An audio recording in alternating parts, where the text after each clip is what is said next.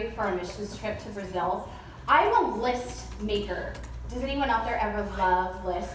How many list makers? Come on, own it. Like you love checking off that box. It's so sweet. Yeah, done. How many are not list makers? You're like, no, down with the system. I love it. I'm also a catastrophizer. So I take the worst possible situation and I make it gargantuan in my head. So of course this works great when I have a 6-year-old little girl, a 3-year-old little girl, and a 1-year-old little boy, and I'm about to go on an extreme missions trip down the Amazon. So in my head I'm thinking, oh my gosh, what if we don't make it home? So at the top of, I know, this is my life, welcome to it. So at the top of my list are family pictures, because if we don't come home, I know, this is morbid, but. It's just funny, right? Because as guys, that's not at the top of our list, right? Family photos are like murder. You hate it. It's like, oh God, no, please not family photos. So when she said that, I was like, please, do we have to do family photos? But yes, we did. He did it for me. So I called up Maria Johns. She's an amazing photographer here at NewBreak, and said, hey, here's my extremely twisted reality right now and what I'm freaked out about. And she said, yeah, that's crazy, but I love you, and let's set a date quick. So we set a date, I picked out cute outfits, I went all over Pinterest and found all these fun things and thought, okay, we're gonna do it. And our time with her in the past has been super fun. It's time where we get together and our family like plays and hangs out and she snaps pictures, which is awesome. And so that's what I had in my head. We were gonna hang out at the beach. We picked Powerhouse Beach in Del Mar, and all the kids had fun new clothes, and we're all in the car. I had timed it perfectly. Like Beckett was asleep in the car the whole drive. She's gonna be happy when we get there. No one was sick. It was beautiful. So we're exiting the freeway, and I get a text from Maria that says, don't stress. Remember, it's gonna be fun. And I'm like, oh, she gets me. She gets enough freaked out. And so it just kind of calms my heart, and I'm chatting with the girls behind me. Hey, where do you want to go first? Do you want to go swing set? Do you want to do bubbles? What do you feel like? And then the car kind of got silent, and you heard from the backseat, which is the worst sound that you can hear as a parent. And you're like, no! And we just got quiet, you know, when like everything stops and like time stands still, and you're like, don't, no, dear Jesus, please. You know. And then the inevitable happens. Out came everything from our 1-year-old, all over him that he had eaten. And I turned around to find this in our back seat. My idea of bubbles was smashed by curdled milk and spaghetti. It wasn't like he threw up once. It was like 3 projectile throws. Like you could see it on the back of our chair right there. It was on the mirror. It was everywhere. It was puddled underneath him. Oh, yeah. It was, so as we're still driving, okay, we're not parked yet. I see this, and then I immediately look next, and now the smell has hit everyone else in the car. So my 3-year-old and my 6-year-old have unstrapped and are trying to get out to the window as fast as they can. We'll go forward so you guys don't have to keep electrocuted. And then I look over at DJ, and he's rolled down the window, and he's driving like this, trying to find a parking spot. I'm a sympathy thrower. Oh, right? Anyone else here, like, if you smell, you're like, and it was bad. It was bad. It was absolutely wretched. So I freak out that Beckett's gonna choke, so I'm ripping him out of his car seat, and the girls and everyone have completely abandoned me in the car. And I'm trying to like hold him and comfort him, but not get it all over my dress too, because I'm like, can I salvage this moment? But like, I love you. So, poor buddy, and I just felt so crushed. So crushed, you guys. My heart was so scared to go on this trip and to leave my babies, and then here I am. I'm like, come on, God. I planned and I prepped and I worked so hard to get here. And I know it seems trivial and silly, but my heart hurt. It really did. And it's not just in these moments of family pictures that don't go the way that we had thought. It's in the moments when we thought our marriage was gonna be long walks on the beach and he folded his laundry. I fold my laundry. You do. You fold your laundry. He also does does dishes, which is awesome. Or we thought that the career that we went to school for and we worked so hard for, we thought we were going to have this amazing career and we were going to make a difference in that field. But we can't find a job. We thought deployments were going to be a lot easier than they were, but they're rough. And when we have those expectations and we're disappointed, then we transfer those over and we become disappointed in God. And that's rough. We start questioning and wondering, come on, I tried so hard. What's going on? Yeah, and that's what's going on. And today we'll be in Isaiah chapter 40. And as Isaiah writes, he's a prophet. And we talked about it a couple weeks ago if you're with us. And if you're brand new with us, let me kind of catch you up a little bit. But the role of a prophet is twofold. There's a foretelling role, which is like foretelling the future. And then there's a forth-telling role, which is a truth-telling role.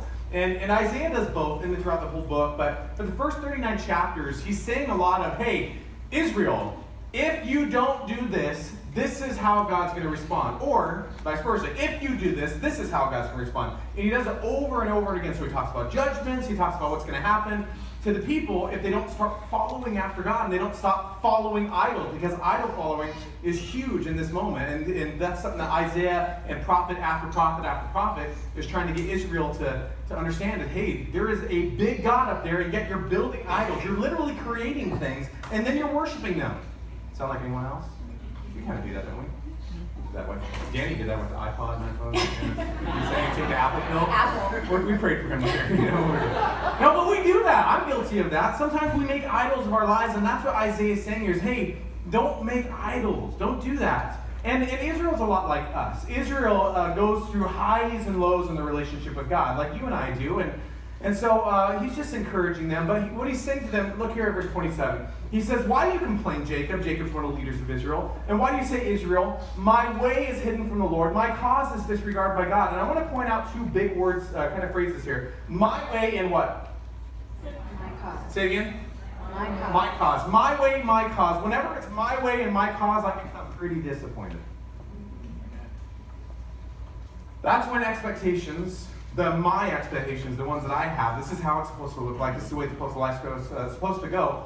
If it goes that way, then yay, God, you're awesome. I love you. Yay, you're the best. And when it doesn't, you're like, you suck, God. All right? Have you ever been mad at God before? Never shake your fist at God? I think we all have. I think we've been all that place where it didn't make sense. It didn't work out the way we thought it would. And so our expectations are crushed, and disappointment sets in. And when disappointment sets in, it begins to bring up within us these questions. And it really is questions. It's not just an asking. We actually begin to question God. Hey, God, are you fair?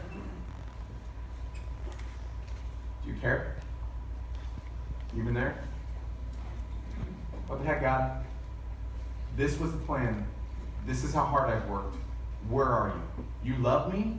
You say you love me? Then why isn't it working out the way I thought it would work out? These are tough questions. Why did that sibling be a jerk to me the way that sibling's not talking to me anymore?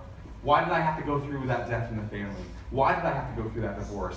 Why, God? And we question, and we question, and we question. Instead, today, what I really want us to do is learn to see the circumstances of our lives through God's eyes, so that it can help us move from, and today, as Mother's Day, there's a lot of disappointment. There's a lot of disappointment, and not just for moms, for all of us. There's disappointment. But moving from that to this word, that is the word of my favorite word when it comes to our Christian faith, hope. That through faith, we have a glorious hope that goes beyond the here and the now, that we are eternal beings. Point at yourself. Come on, I know.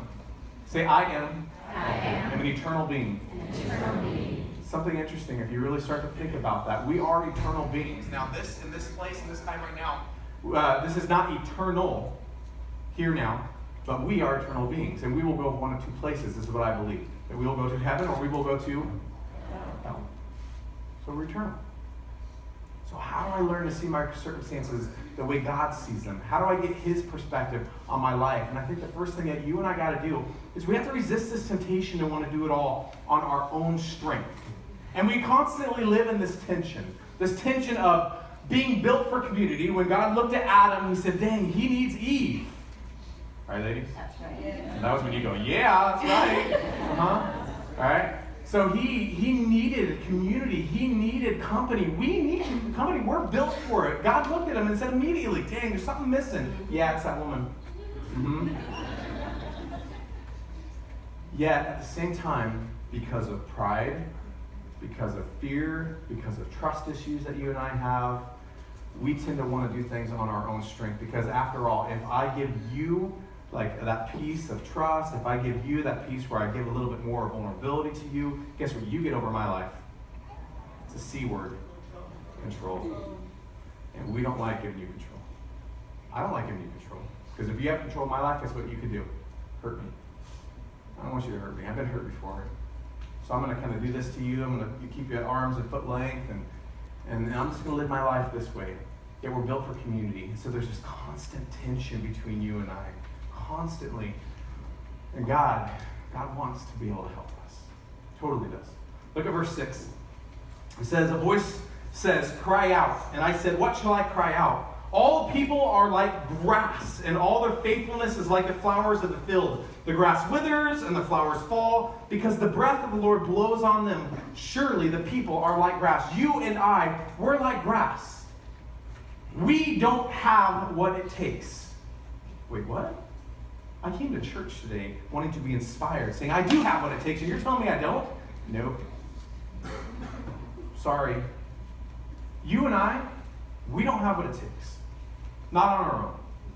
We don't have what it takes. Again, I've already talked about this need for community. So you and I, we need each other. I need you, you need me. Reality. But we need God. If we try to do life on our own, and many of us have tried this, and we've experimented, and we know that life on our own is really, really, really messy. And not that when you have a relationship with God, everything falls perfectly into place, but the reality is we have this hope. And that's what Isaiah is saying is, look, guys, ultimately compared to God, you're nothing. But God thinks you're everything. Isn't that wild? That He has made the stars. He's put together the galaxy, and yet He cares about the details of our lives. It's an absolutely amazing phenomenon. One of the things that makes me always go, God, how do you do it? How do you do that? It's pretty awesome. It is. And so it's really neat because in Isaiah he continues and we get to look at it through the daily lens. That's where we get to start. He says the grass withers and the flowers fall, but the word of our God, that's what endures forever. We can hold true that every little thing that we struggle with has eternal implications. Since we are eternal beings, everything we do, every person you talk to at work that's driving you absolutely bonkers because you've told them the same 12 things 12 times and they still don't get it, guess what? That matters.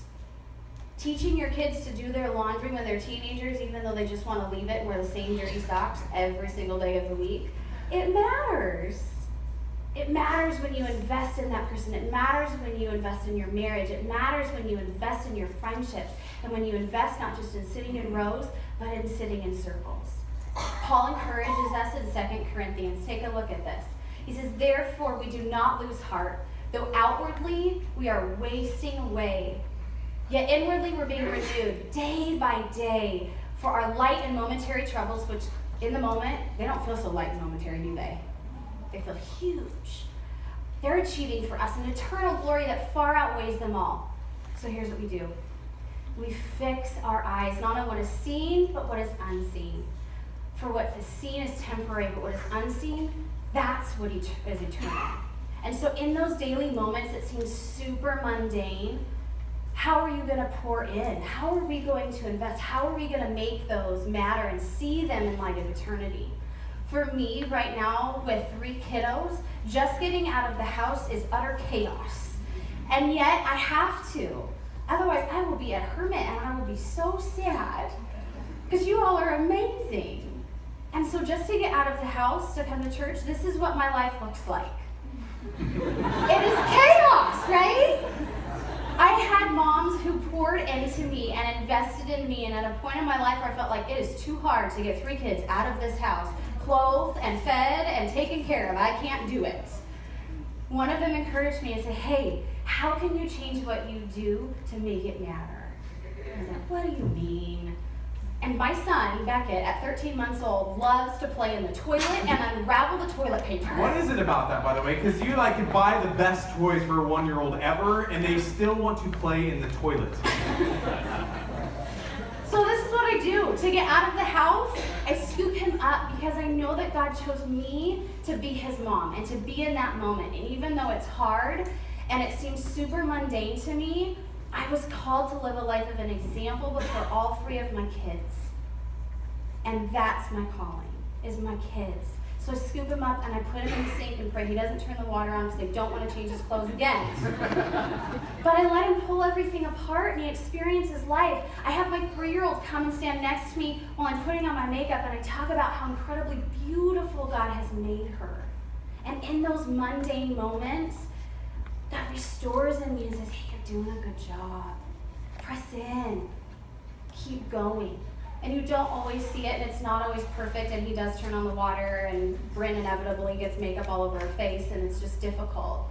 But it matters. So will we learn to see our daily life in light of God and how he is at work? In those little moments where you scoop up someone and say, hey, guess what? I'll walk alongside you in this season. I'll help you. Because we each get to recognize that we have an incredible resource in God. An incredible resource. Look at what he says, Isaiah says in verse 9 and 10. Look, you who bring good news to Zion, go up on a high mountain. You who bring good news to Jerusalem, lift up your voice with a shout. Lift it up and do not be afraid. Say to the towns of Judah, here is your God. See, the sovereign Lord, he comes with power. He rules with a mighty arm. See, his reward, it's with him, and his recompense accompanies him. He is so great and he is so mighty that even in those mundane moments where we're wasting away and we feel so weary, he has gone before you and he's encouraging you and saying, hey, keep going. You can do this. I built you to walk alongside you. Let's do it together.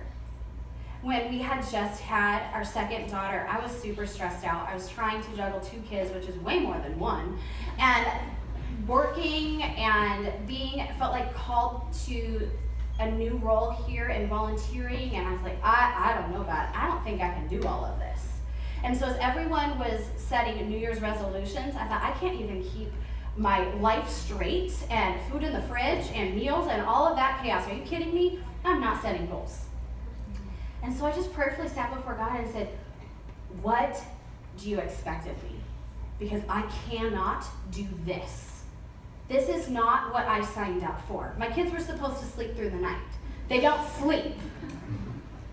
And I felt like God gave me Philippians 4 through 9, 4, 5 through 9, and just said, hey, guess what? Remember that when you're anxious about something, by prayer and petition, you can present that to me, and I will hear you. I know your heart. I know how I made you. And I have amazing things in store for you when you lay it out before me. And it's hard. And I took that scripture and I printed it out on 6 sheets of paper and posted it all over our house.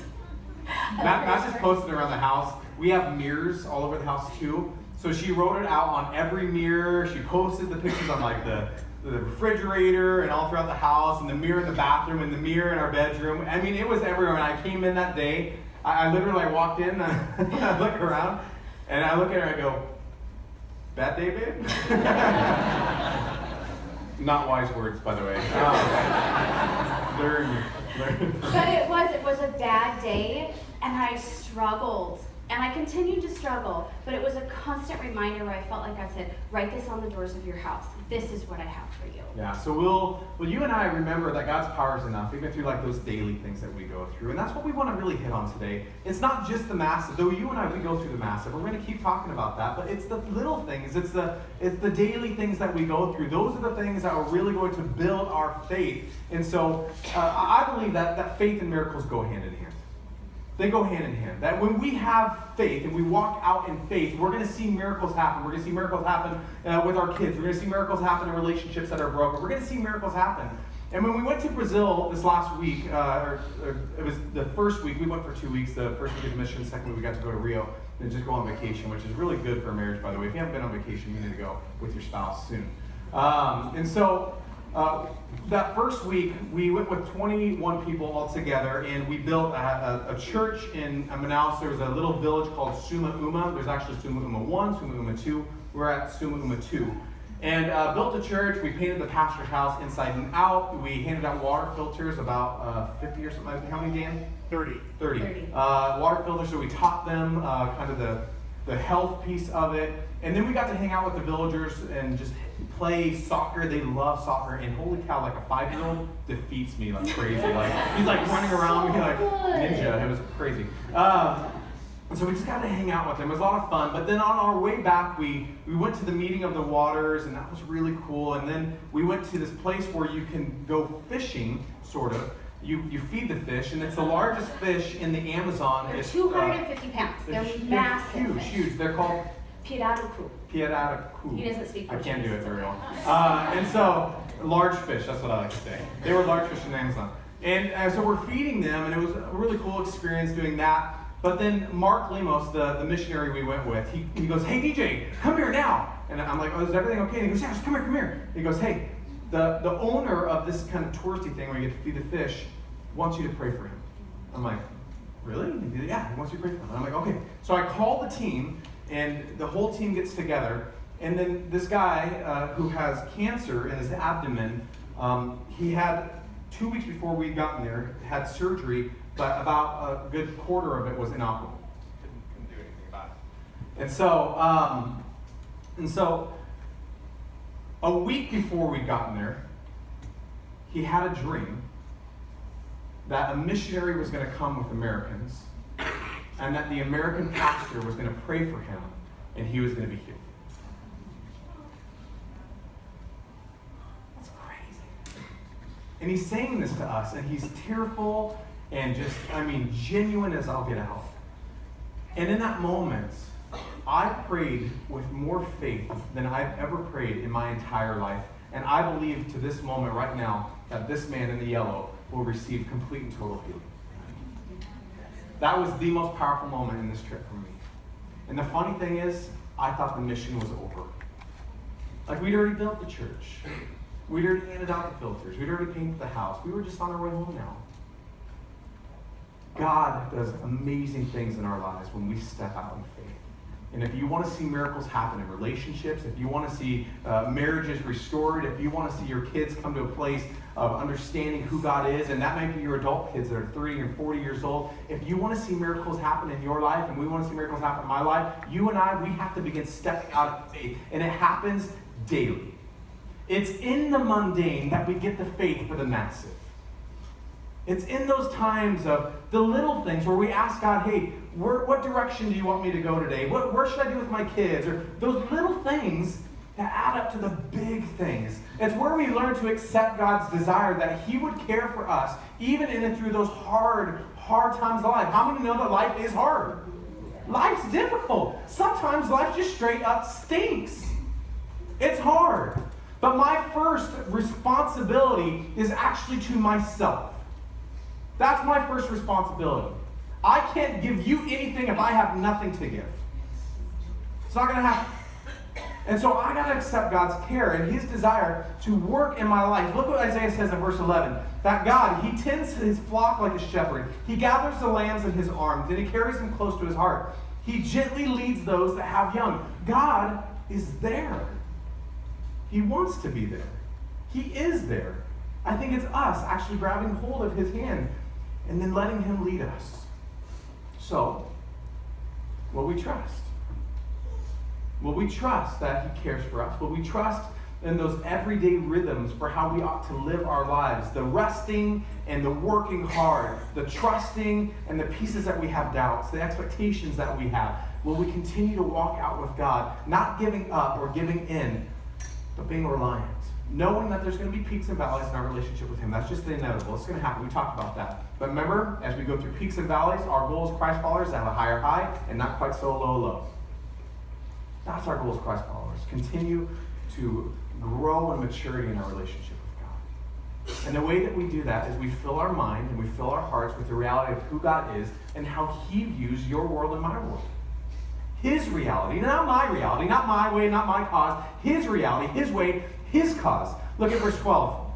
And this is a longer section of scripture. I'm just going to point out some things of the attributes of who God is.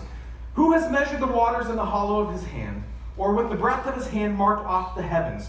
Who has held the dust of the earth in a basket, or weighed the mountains on a scale, or the hills in a balance?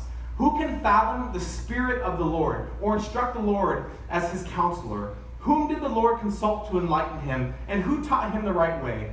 Who was it that taught him knowledge, or showed him the path of understanding? Who? No one. He's God. God. Now look down at verse 25. To whom will you compare me? No one. Who is my equal? Says the Holy One. Lift up your eyes and look to the heavens. Who created all these? He who brings out the starry host one by one and calls forth each of them by name because of his great, what word? Power and his mighty strength. Not one of them is missing. God is big. He's bigger than anything you and I can ever imagine. We can't even fathom the greatness of who God is. And yet he cares about the details of our lives. Everyone say, dang. That's how our response should be. That's the perspective that he gives us in our lives. It's just this perspective of, dang, God, I'm sorry. I mean, if you could do all that, surely you could work with me.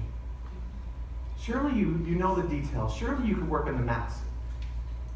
So am I regularly allowing Scripture, God's Word, to shape my perspective of who he is?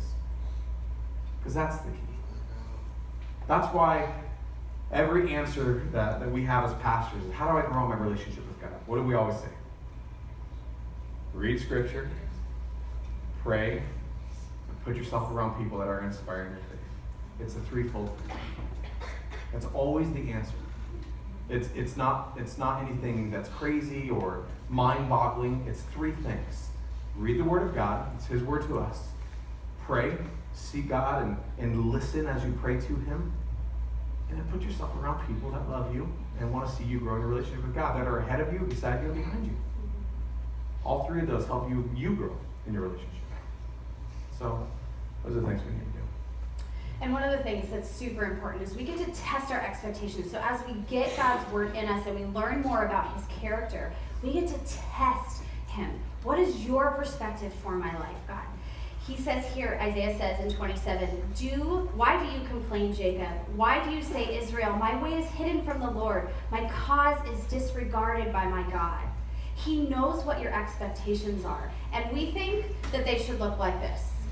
That I've picked this amazing thing. I've done what I should do. Here we go. This is my way. Are you ready? And he says, nuh-uh. This is where I get to step in the gaps. He created us messy, and he loves us in the messy because that's where he steps in and he does mighty, mighty things.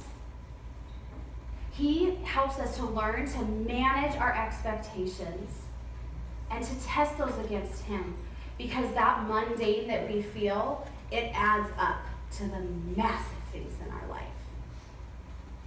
They lead one right into the other. It's a massive domino effect.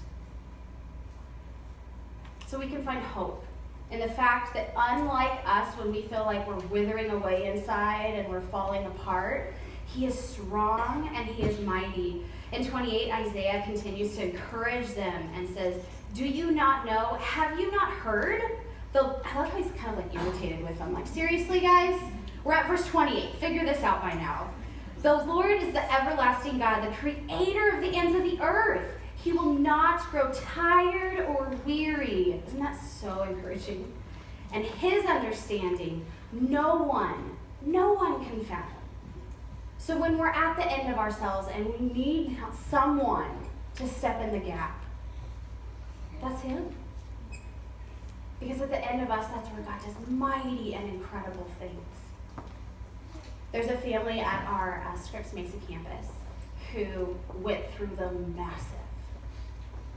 massive, and they had incredible expectations. Check out what they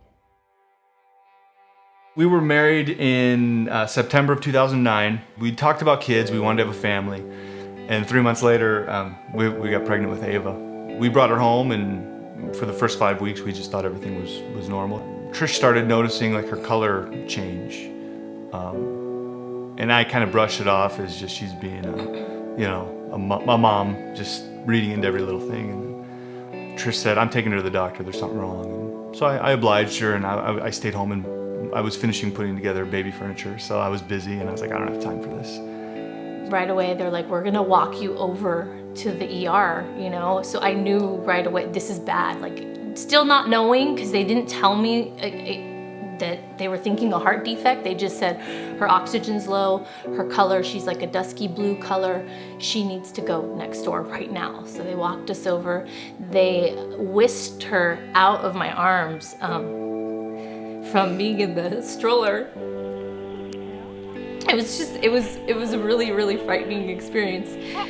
They said that she needed a heart surgery, but in her current state, because of the stroke, if they did surgery, the chance of more strokes would be very high, and she probably wouldn't make it through the surgery. So they kind of put the ball in our court. Well, what do we do? I mean, do we give her a death sentence, or do we take her home and just allow nature to take its course? So we ultimately decided to take her home. The doctor, at the time, he said, she'll probably be with you for days to weeks. And so we were just like, what do we do? I mean, we'll just take her home and love her. We brought her home, and after the first week, she was still there, and after the second week, she was still there. And at one point, they asked us, to set some goals for Ava, because it would help us help give us some perspective, help encourage us. And so they came to me, and I said, I'm not going to be happy until she can run up to me and say "Daddy" and give me a hug. And they kind of, in a nice way, just kind of shot me down a little bit and said, well, maybe you should look at some realistic goals. I didn't understand why God would make a little child sick, and that was hard for me to take and hard for me to process. Why is she having to struggle through this? It's not fair, and that was the hardest thing for me to get past. And I started to see and realize that He did have a plan for her. All these people are having perfect kids, and why? It's not fair. Why did we get burdened with this? But now, I see it as a blessing. She is not her diagnosis. She's not what the doctors see when they look at her chart. She's our daughter. Regardless of what she goes through, regardless of how things pan out, like she's ours. She's Ava. She hasn't had an easy, even after the heart surgery, she hasn't had it easy. It's been rough, but in spite of her vision, she's taking ballet. She's in kindergarten. She's about to finish her first year of kindergarten. She blows our mind with some of the things she says, and she is a miracle. When we thought all was lost, God definitely had a plan for her. Jesus loved me, this I know, for the little ones to Him belong. They are weak, but He is strong. Yes, Jesus loved me, for the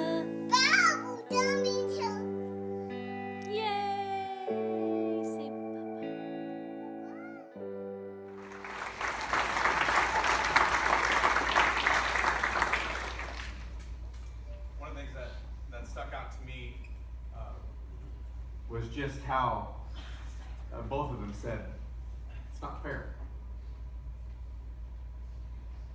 And I've had a lot of people that will come and ask, why didn't it work out this way, or why did that person have to pass away, or whatever.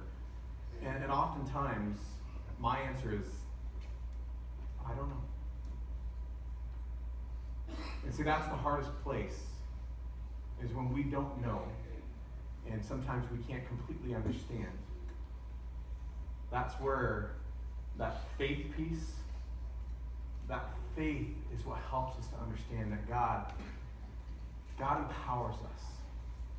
He gets us past the places where we're weak and we don't understand and we can't gain a perspective that He has. Why does God allow things to happen? Sometimes the best answer is, I don't know. But do you trust that His plan is ultimately better than your plan? And when you have a perspective that's past the here and now, that goes into the eternity, that's the kind of perspective that God wants us to be. That He wants to use us. He wants to use life situations and circumstances. He wants to use the mundane, the massive, the things that make our hearts swell and the things that make our heart bleed. God wants to use all of that. But we need to ask His power and His strength. Verse 29 says that He gives us strength. He gives strength to the weary and He increases the power of the weak. How many of you know that you and I are weak? We're weak. And that's okay, because God is strong. And in our weakness, God's strength, it abounds. So where do you and I need to pray for His strength and His power in our lives right now? What is that mundane? What is the massive? God cares about both, and cares about everything in between. But what's that thing right now where your expectations, they've been building up, and now you're becoming disappointed because they're not matching what you thought they should be? It's time to hand those things over and hold on to hope, even when you and I feel like giving up, because we often feel like giving up. And Isaiah, he understands that as he writes, even youths grow tired and weary, young men stumble and fall, but those who hope in the Lord will renew their strength. They will soar on wings like eagles. They will run and not grow weary. They will walk and not be faint. Back to the story of us in the photo shoot. I fully wanted to call it quits. Like, I didn't like photos, so when he threw up, I was like, see? That's why I don't want to do this. This is ridiculous. And so, like, I used that. It was a bad moment, to be honest with you, just because, I didn't have a great attitude, but I remember Denée, she kind of stopped and paused, and tell me a little bit. So I stopped from the car as I'd been abandoned by everyone and rapidly realized this. We also forgot our diaper bag at home, which was lovely. So once we realized we didn't have the diaper bag, I thought, okay, God, what do you want me to do? I tried so hard. I'm tired. I'm scared to death about this trip and to leave 3 babies at home. And I felt in that moment, He just told me, hey, guess what? Let it go. Go enjoy time with your family. And so I did. I gave up control of the situation. I left the bubbles and the sand toys and everything in the car. I left everyone's shoes in the car.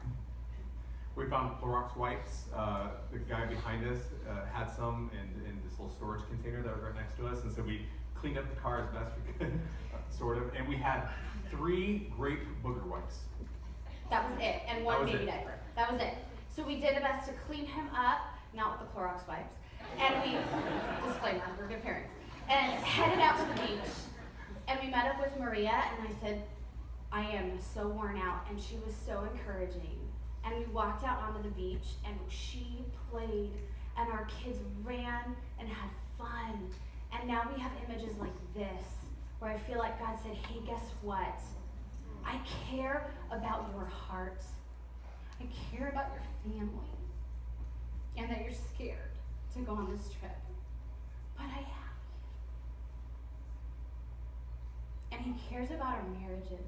He cares about that expectation of what you thought deployments were going to look like. And that they're hard because your kids get sick and you're doing it by yourself.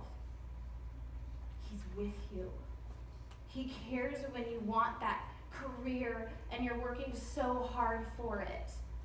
He knows what your expectations are. His are far greater than anything we can imagine. And it's moments like this where He's going to pour back into you and say, hey, guess what? I love you. I know you wanted kids by now, but wait, I know your heart. I love you. You matter. This is now one of my favorite family memories. No, it started off horrible because, perspective and insight's always 20/20, right? When you look back. And so I can see, and as I look at this picture, which is my favorite family photo we've ever taken, it's very much an image of my relationship with God. That my life is messy, it's hard sometimes, it's things I don't want to do. I mean, I would have rather went home, everyone just take a shower, call it a day. But sometimes we press through. It's not always going to be easy, and it doesn't happen immediately most times. But this is the image that God has for our lives, is that there's a glorious hope. There's something that's beyond the here and now. I think some of us really need to hear that. Some of us really need to hear that God cares for you. He loves you. He has you.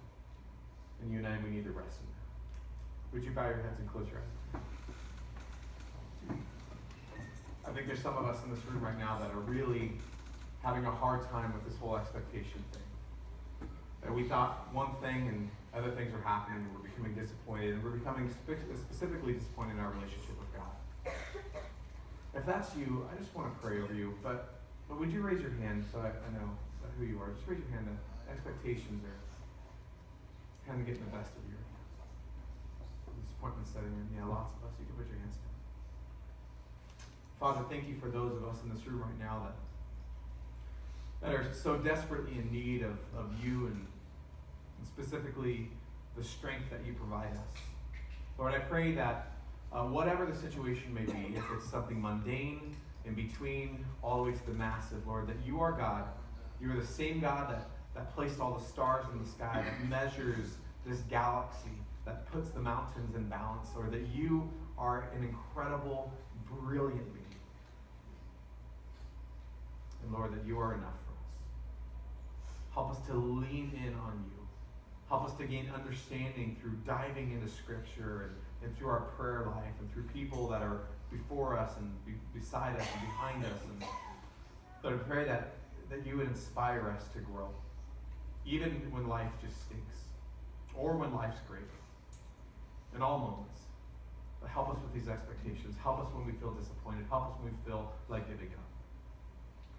Remind us that you are God and we are not. In Jesus' name. Amen. And if you need prayer for anything else, we'd love to pray for you. There'll be people up here that would pray. Otherwise, happy Mother's Day. Ladies, we have a present for you as you leave, and so make sure you grab that. But happy Mother's Day. We'll see you guys next weekend.